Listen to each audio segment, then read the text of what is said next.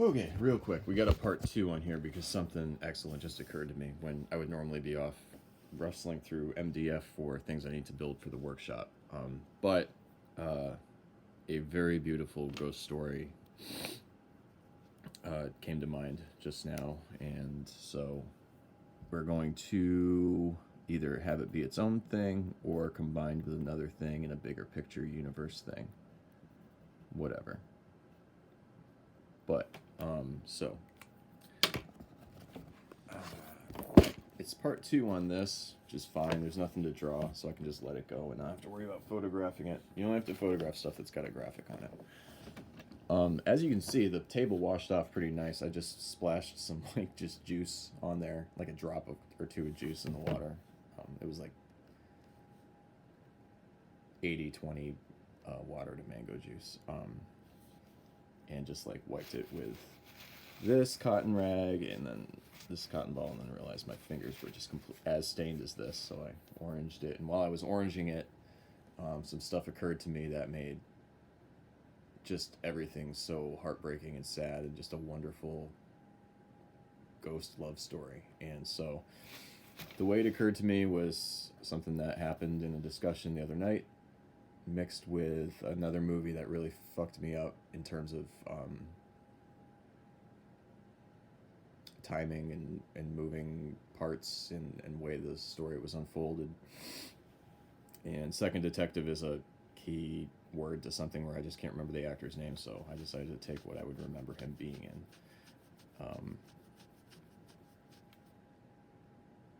And the other movie he's in that represents another wing to what this could be.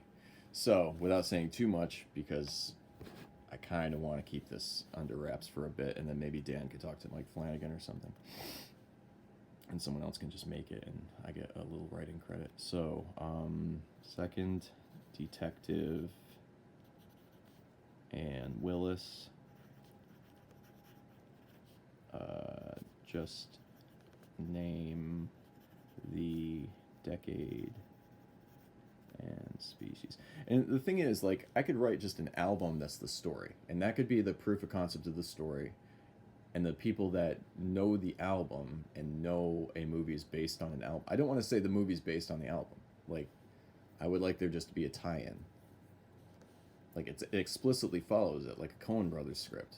Like, it absolutely goes word for word with minimal wiggle room. But, like, concept album, what I've always feared is because I just never had enough of a life to talk about. I didn't know enough to say anything and expand upon it. And yeah, clarity really messed me up yesterday. So just name the decade and species, and I'll see you there. So this could go anywhere from like a horror movie to a Pixar thing. And it's on top of the other children's book from the other day. So maybe I'll just tell the same story through a bunch of different media. My storyboards on my prints.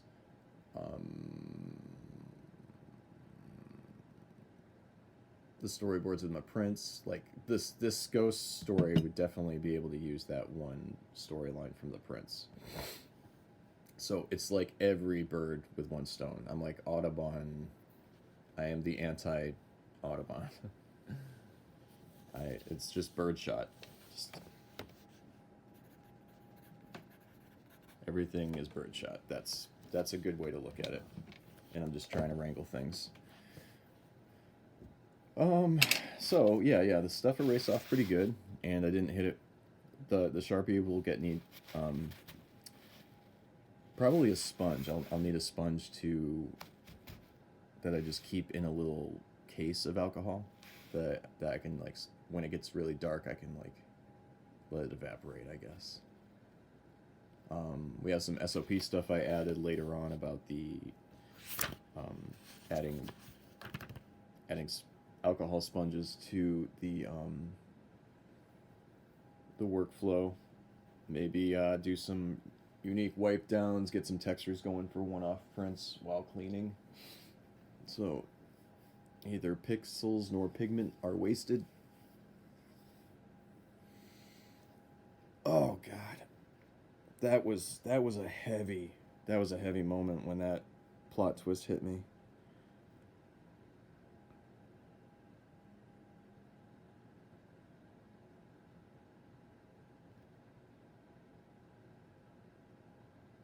I can't wait to talk about that. I have to do like an outline of it. And then we hide things in the story from each other, and then when it combines together, it's like, oh. But we have to have the same vision all the way through.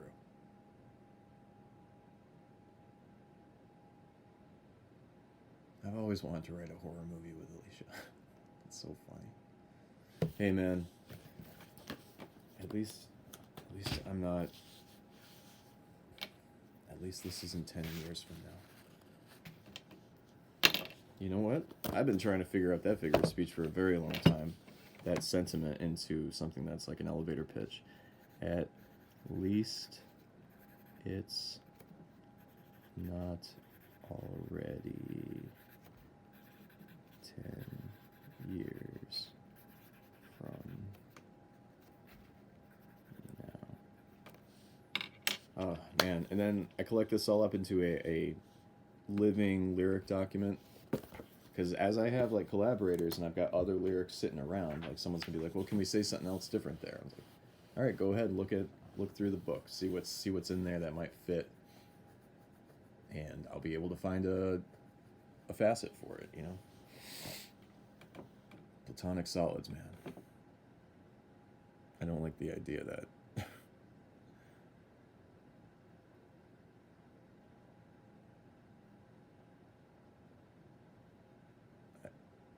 yeah. No, it's happening anyway, so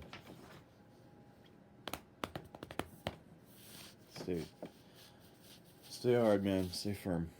Get it, let's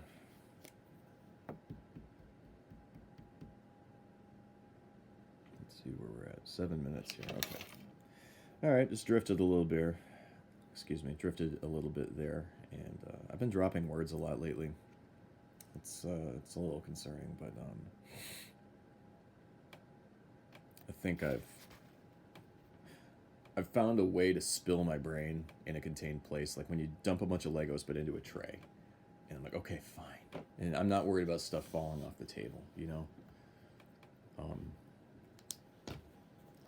And sometimes I'm just like gazing at all the pieces, and I just see how amazingly complicated and simple it is at the same time, and how simple and complicated at the same time. Yeah, one of the plot points is that like everything needs to be cleaned up and put in its place and put away and organized, and the messes need to be cleaned up.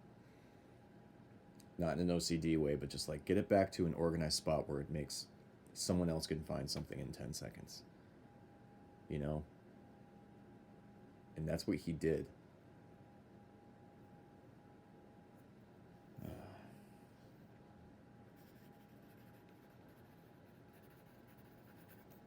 Leave a workshop, a craft, an institutional knowledge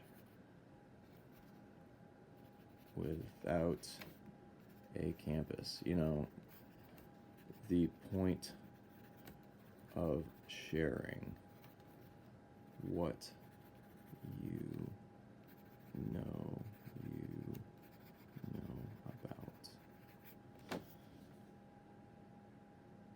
Oh, there was a great figure of speech. I wonder if I actually wrote it down yesterday. There was a wonderful figure of speech about not knowing what you know. Oh, you don't know what you... Okay, so... Oh, there it is. You will know when you know until you... Okay. You will know when you know. Until then, you don't know now, do you? Like, how true is that? You will know when you know. Until then, you don't know now, do you? You don't know now, do you? Didn't...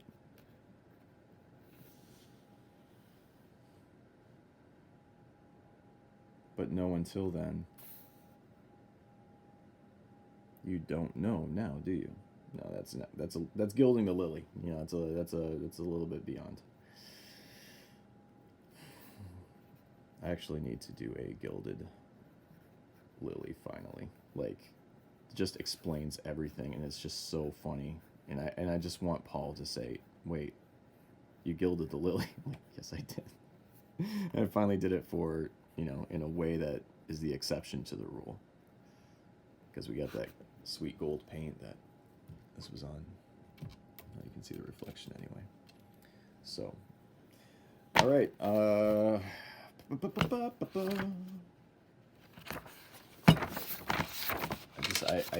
I need to emphasize that this, aside from all like the actual crafting and stuff, this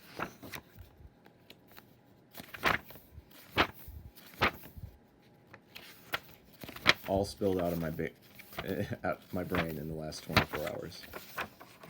Like 24 hours. And then there's a whole secret thing in here that you can't look at, so don't look at it if you believe in the magic of Christmas.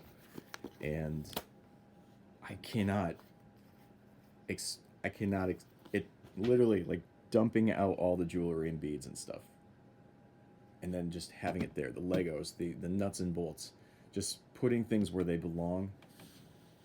That garage, my art desk, my music folders, my guitar notes, like everything, the studio, all my friendships, like all my family relationships, my love for you, my leadership for Jack, it's all been just completely scrambled up. I got fucking T-boned right when I was setting everything up, and it was like I just got kicked off a ladder and I dropped everything, and I was like Jackie O trying to put JFK's brain back in his head.